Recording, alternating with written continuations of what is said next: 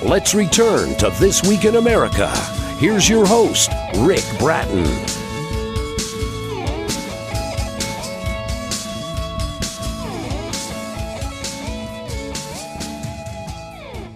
Welcome back, everybody, coast to coast. This Week in America, online, thisweekinamerica.us.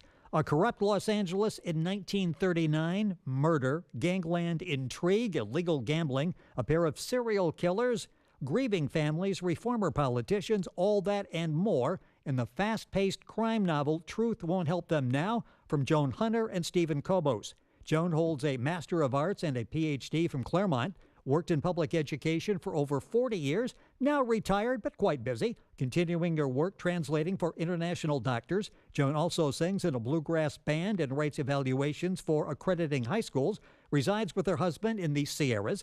Stephen earned a Bachelor of Arts in Social Sciences and Religious Studies from UC Santa Barbara, a Juris Doctor from the University of Laverne, practiced law for 12 years, has taught classes for adults since 1998, living in Southern California. Joan Hunter, Stephen Cobos, authors of The Truth Won't Help Them Now. They're our guests on This Week in America. Steve and Joan, welcome to the program. It's great to have you with us. Thank you. Thank you so much. I loved our introduction. Well, and I love the book. This is going to be fun talking about it. It is so visual. I love those old movies, the noir film version, and I'm reading this, and this is coming alive in my imagination as I'm reading this.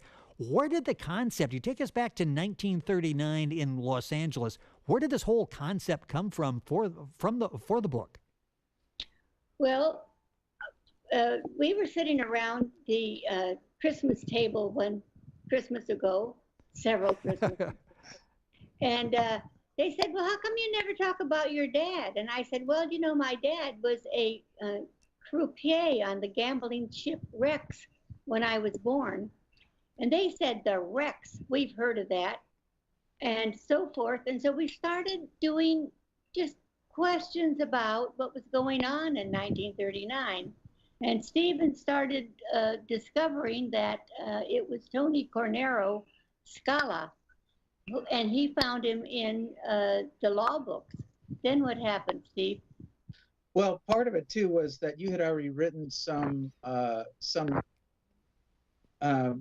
things from your childhood about written in the first person, and so there were some stories to work off of, especially about family members. But once we started looking at the history, it was there was so much history going on at that time, a lot of reform movements because of the amount of corruption in LA. And it was just funny that your dad was on the gambling ship that was part of a major crackdown that Earl Warren did. Yeah, and that's sort of a focal point as the book starts with the ship, the Rex. So there actually was a Rex. And let's go back to June, I think it was June 3rd, 1939. Tell us about the beginning of the story, and then we'll take off on all the different twists and turns. And this is a story, if you think, okay, this is one plot I'm going to follow, you're mistaken, because you've got a lot of action going on, a lot of great action going on in the book. Talk about what happens on that day that starts off this whole adventure. When the body is washed up. Yes. I realized from looking at some of your suggested questions, I realized I like stories that start off fast, and so I wanted to start off with the body being discovered and the jumping right into the investigation. The weirdness about it was that I wanted the body to be discovered. It just took us a while to figure out how it would be discovered, and that involved some research about when do bodies float and when do they stay below and whatever. But the body is picked up in a hoop net, is brought up to the surface, and Santa Monica detectives are called in. So we have Lou and Randy as the detectives, and they start their search for whoever killed the guy under the pier. You know, so often, it's interesting you mentioned that you wanted to start quickly. So often you'll read a book and you're page 50 and you're thinking, are these guys ever going to do anything? Well, there's no action here so far. It's setting the table. Okay, I've got the picture. Let's have a little bit of action. You have action right off the bat. Joan, talk a little bit about from a research standpoint, because you were so descriptive in everything you talk about through the book. What was it like going back and doing the research? I mean, you literally take us back to 1939 in Los Angeles. Well, of course, I was a child, but I did a lot of research. The thing about we talked about the pier because we used to fish off the pier, and so we knew about the lights being covered with fog and that kind of stuff. So that was interesting. And then we did some research on where do the red cars travel along in Southern California, that they go all the way to Los Angeles, actually all the way to Huntington Park at the time. So we did a lot of research, and there were no freeways, so we had maps of Los Angeles, and we pretended we were driving along Pacific Coast Highway, and how far would it be to Malibu and so forth, and how long would it take for the body if it was dropped in Malibu to get to the Santa Monica Pier. We did all that research, so that was all correct. Yeah, as you're reading it, there's such truthfulness to it. I mean, you set the stage for it, and it's like, okay, this really makes sense. And Stephen, we're talking about the body that washes up on shore at the pier. That's only one of many things you've got going on in the book. There's also the serial killer that I mentioned. Talk about that's going on at the same time in the story. I wanted to have a bad guy, a really bad guy, as the villain, and so I thought of a serial killer and someone who was sadistic. Let's put it that way. And at one point I thought, oh, I'm going way overboard, and then I started doing a little research on serial killers and realized this guy is a 7 on a 10 scale. They get worse than him. Yeah, they get worse.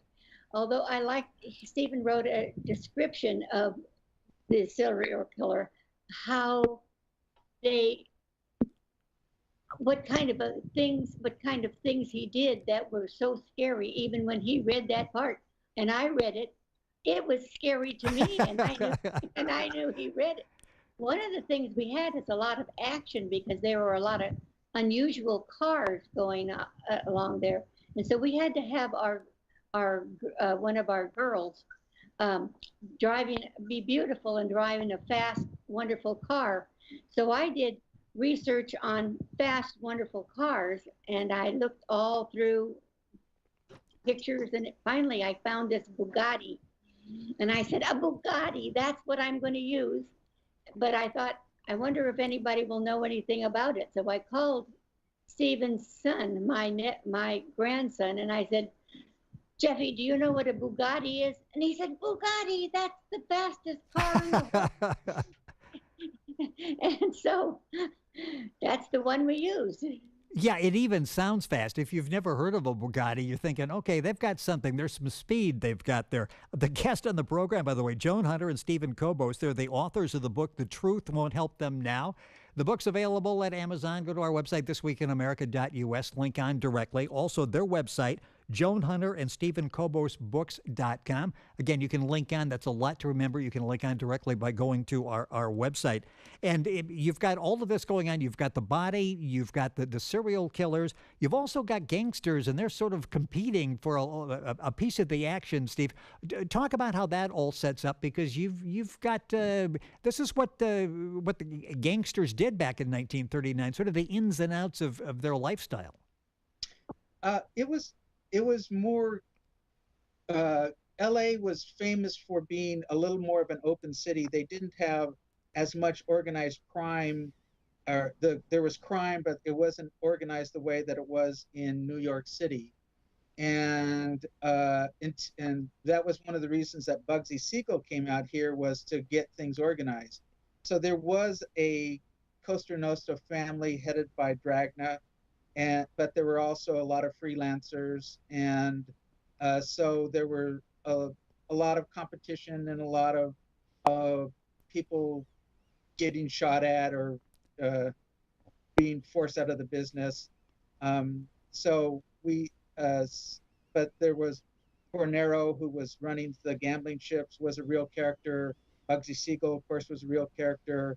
Dragna was a real character, but we invented Lenny Green just as another uh, um, gangster, and he plays a major role in the whole, and his family play a major role in the book. The book is The Truth Won't Help Them Now. This is just an excellent read. It's a fast read, so much going on. You start reading it, you're not going to want to put it down, I guarantee you, because you know in the next page it's going to be even more exciting than the page you're reading. In addition, with the serial killers, you got L.A. County Deputy D.A. Cliff Thomas, and he's got the help, I mentioned in the open, of a psychic.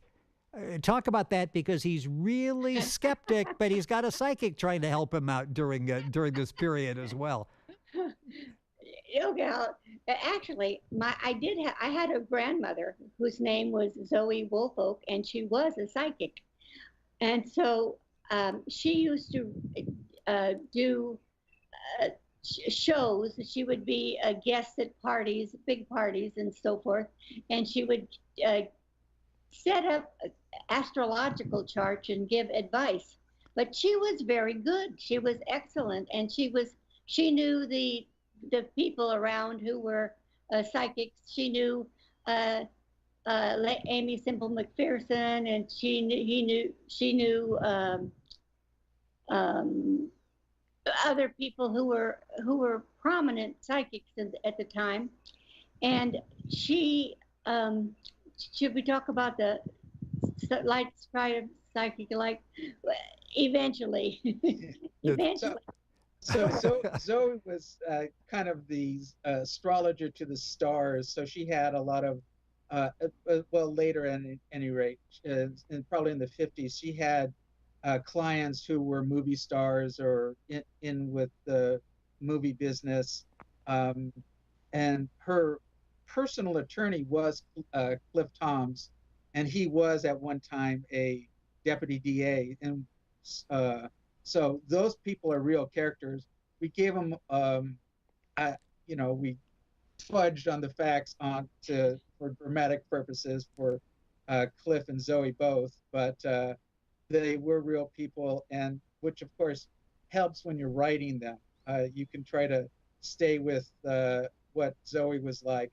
Cliff, I knew only slightly, but one of the things that my mother told me when years ago was that, oh yeah, Cliff, yeah, he had people beaten up. And I thought, oh, great, this is so wonderful. So I had to work that into the book. I get the impression this was as much fun for you to write as it is for us to read. What was this experience like for you? I have the impression that this was just something, probably when it was time to stop writing for the day, you couldn't do that. Your mind was still active in trying to advance the story. What happens is when you get your head into it, it becomes more real for you. Yes.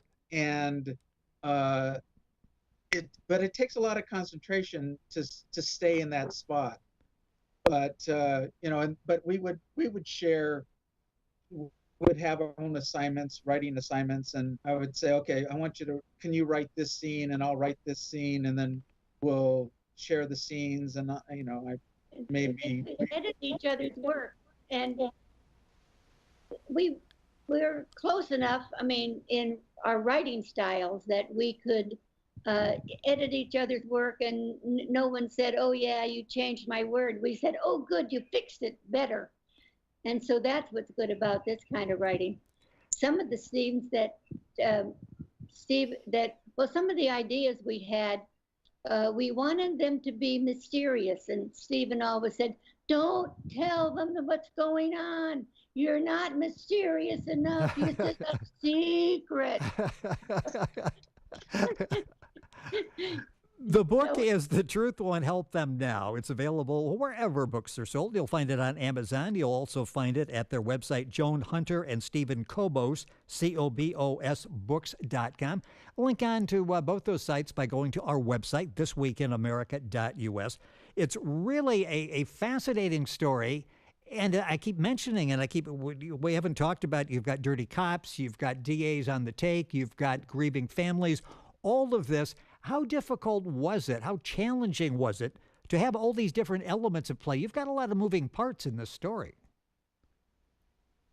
Part of what I was trying to do was to get away from the way that the mysteries are done on TV and show that there are real people involved, and one person does this and another person that does that there are real families who are out there grieving. So that was a deliberate decision on my part. Part of the problem, though, you do it that way, and I realize now that I had probably too many characters, because it's, you needed the list at the front of the book to help you keep track of it. Well, and that's good, because as you're reading the book and you're thinking, okay, now exactly how does he fit into that? You've got that at the front of the book, so you can go and you can look at that and figure out where he fits into the storyline.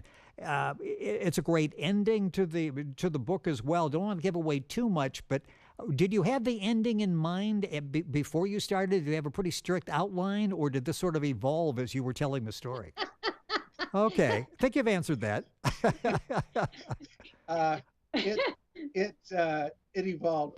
My son was saying, "Well, how's your outline coming?" I said, "Outline? We don't need an outline."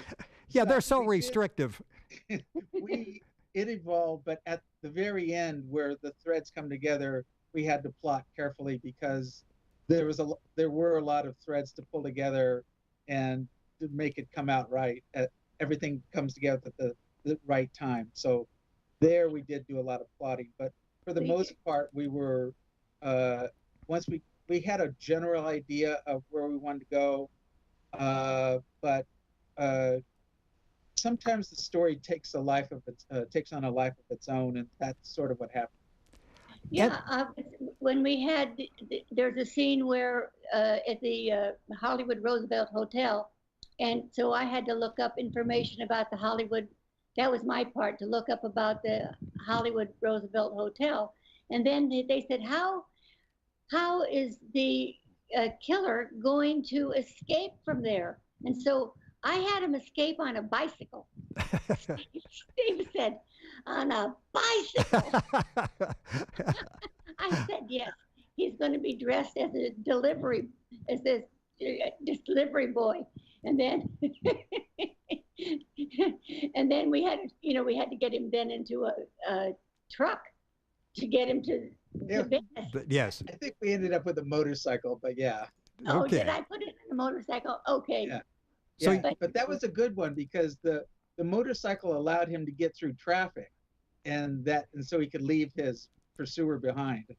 That yes, wouldn't have to follow the normal traffic laws. So you start with the Bugatti, something really fast, and he escapes on a Schwinn. So you've got all the bases covered with that. That's what I love about the book. It's The Truth Won't Help Them Now.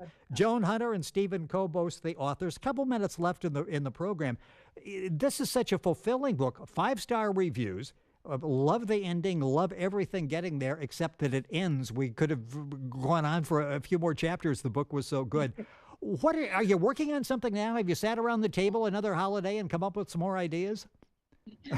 We're working on another book right now, and it's called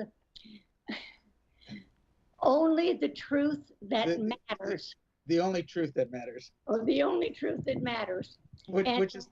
Which we may not stay with, but it ties into the first book. Yes. A working title, so that will do that. And it takes place in 1944, and it's actually in May 1944, just before the invasion of Europe. And some of our characters are the same, and it starts out about the rationing and how rationing slipped into the black market. And I believe our first murder is the guy who stole the silk that was supposed to be for parachutes. Oh, okay. Not quite, but okay, close enough. Close enough. That I'm looking forward to that, and hopefully when that's done, we'll get you. I have you back in the program and talk about that. The book is an excellent read, as I say. All 5-star reviews. The Truth Won't Help Them Now, by Joan Hunter and Stephen Cobos, and Stephen's last name is Cobos. Their website is joanhunterandstephencobosbooks.com. Books available, of course, at Amazon. If you can't remember all of that, just go to thisweekinamerica.us, and a link on there that will take you directly to the website to get the information. This really has been fun. I really enjoyed the book, having the opportunity to talk about it. It was a great trip back to Los Angeles in 1939. Looking forward to the new book. Thank you so much for being with us on the program. Really enjoyed it. Thank you. Oh, we loved it. Thank you very much for our wonderful interview. It's so good. Did you know that Stephen is my son?